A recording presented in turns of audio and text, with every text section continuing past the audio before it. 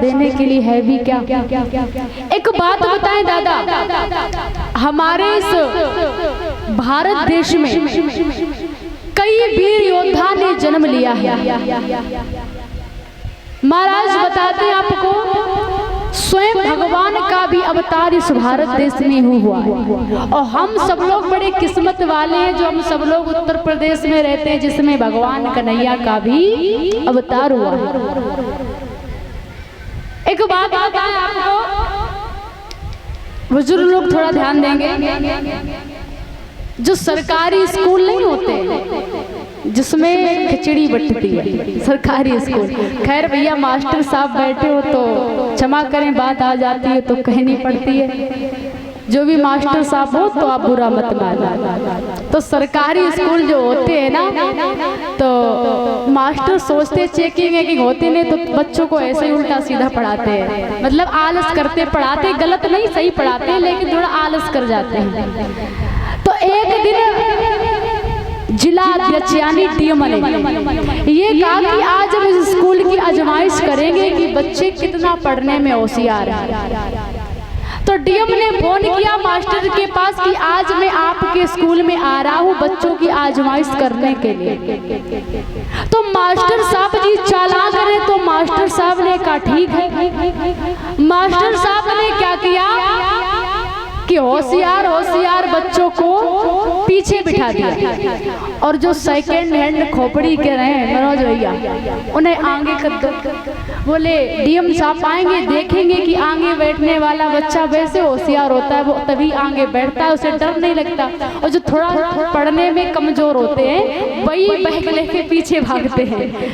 हमने भी देखा है, मेरे स्कूल में हम भी जाते हैं तो जो बच्चे थोड़ा वैसे होते हैं तो वो पीछे ही सीट ढूंढते हैं, बेशक जल्दी आगे वाली डेस्क से छोड़ देंगे, तीन चारों पीछे बैठेंगे जाके।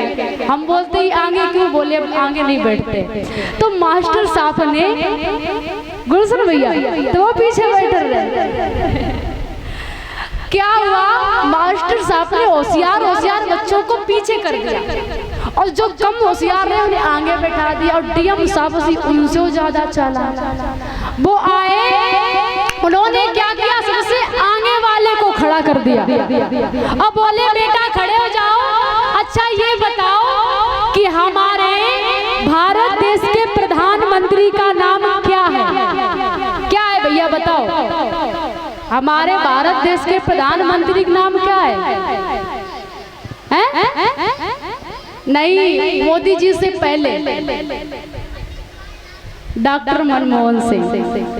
तो बताया जाता है, उसने कहा कि डॉक्टर मनमोहन सिंह। बोले शाबाश बेटा ये बताओ कि हमारा भारत देश कब आजाद हुआ था? तो उसने कहा 15 अगस्त 1947। बोले शाबाश तुम तो पढ़ने में बड़ा होशियार हो। अब पीछे वाले को क्या पता कि मेरा नंबर आने वालों को तो बेस ही रहे। मास्टर साहब बड़ा परेशान कि कहीं ऐसा ना हो ये ना बता पाए। डीएम ने कहा बेटा खड़े हो जाओ। तो उसने ये सोचा कि जो आगे वाले ने कही, मनोज भैया जो आगे वाले ने कही भाई हम कह दिए हुए सो देखो जे। मास्टर साहब कहे कि तुमने नकलो ना कर पाई, आगे वाले ने कहा भाई सुन के बता देते। उसने सोचा जो आगे वाले ने कहा है भाई हम कह देंगे होगा सो देखा जाएगा। डीएम ने कहा कि बेटा एक बात बताओ तुम्हारा नाम क्या है? क्या पूछा? नाम। तो उसने झटके में बोला डॉक्टर मनमोहन सिंह। तो डीएम जी सोचने लगे चलो कोई बात नहीं, नाम तो हो सकता है भाई, नाम तो कोई पता नहीं, कोई भी अपना रख सकता है। बोले नाम क्या? बोले हमारा नाम है डॉक्टर मनमोहन सिंह। बोले बेटा अपनी डेट ऑफ बर्थ बताओ, अपनी डेट ऑफ बर्थ बताओ। तो उसने कहा 15 अगस्त 1947।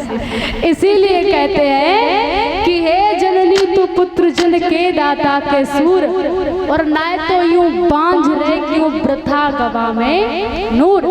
यदि बेटा पैदा पैदा करने तो शिवाजी महाराणा प्रताप के जैसे जो दुनिया में नाम रोशन करके गए हैं। ऐसा बेटा नहीं जो आपका समाज में सम्मान है और आपका बेटा आया और आपने अच्छे संस्कार नहीं दिए तो वो आपका भी नाम नीचे गिरा रहा है और स्वयं ही नीचे जा रहा है। हमारे भारत देश में आज भी ऐसा नहीं, पहले बलिदान दिया है। भारत देश को आजाद कराने में बड़े बड़े लोगों ने बलिदान दिया है। महाराज भगत सिंह, चंद्रशेखर आजाद, इन्होंने अपनी कुर्बानी को दे दिया, तब आज हम लोग स्वतंत्र शांति से बैठे हैं।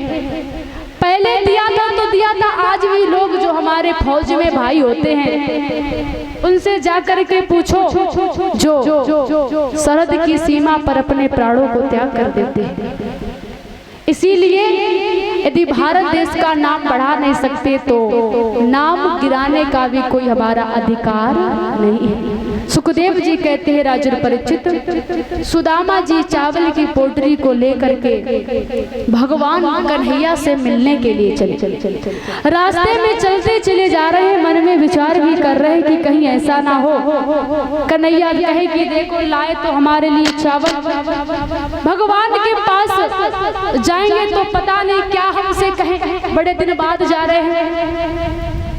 तो भगवान कन्हैया के महल के चारों तरफ पहरेदार लगे थे श्रोता, तो पहरेदारों से कहने लगे सुदामा जी कि भैया यदि यहाँ कन्हैया रहते हो तो जाकर के बुला दो, उनके बचपन के सखा उनसे मिलने के लिए आए हैं।